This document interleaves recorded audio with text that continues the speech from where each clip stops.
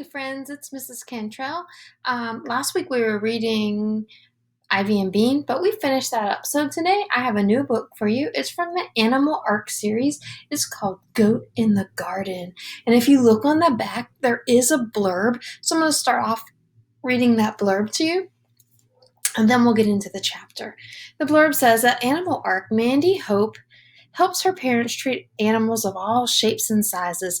Even outside the clinic, Mandy can't resist helping any animal in need. Houdini, the black goat, is a mischief maker.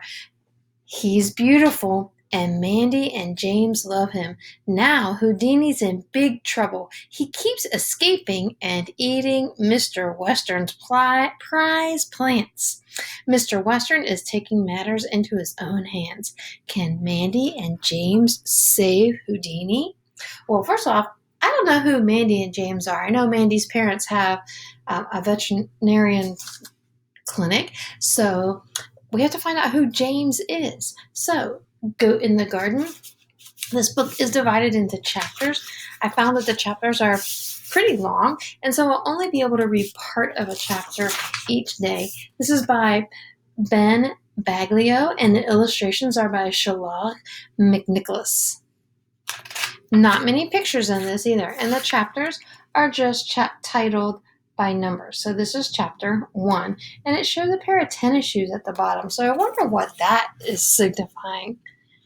Mandy's dad was out on one of his famous jogs. He took it seriously, timed it, paced it properly, asked Mandy to ride alongside on her bicycle to give him training tips and encouragement, but still, he wasn't very good.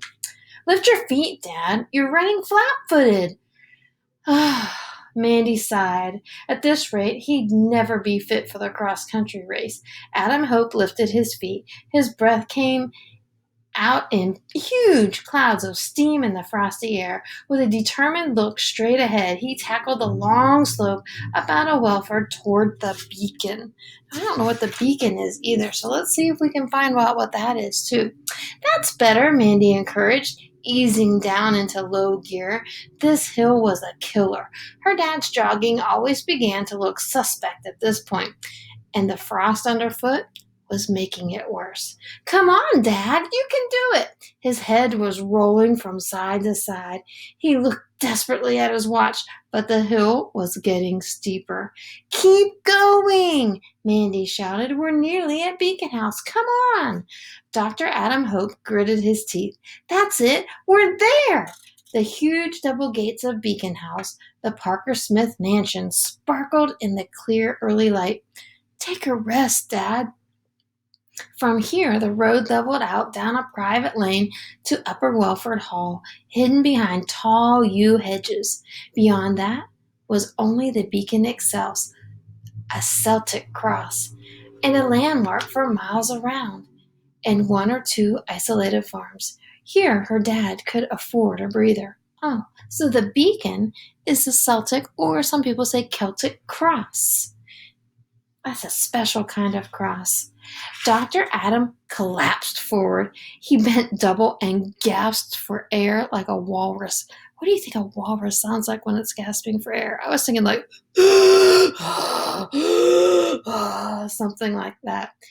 It would take about 5 minutes for him to recover. Meanwhile, Mandy decided to continue riding down the lane toward the hall to visit the Canadian geese on the ornamental lake.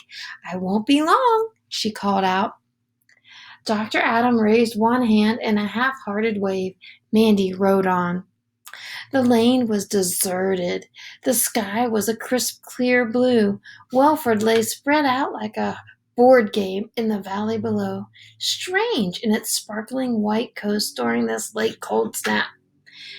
A robin bobbed from fence post to hedge as Mandy's bike approached.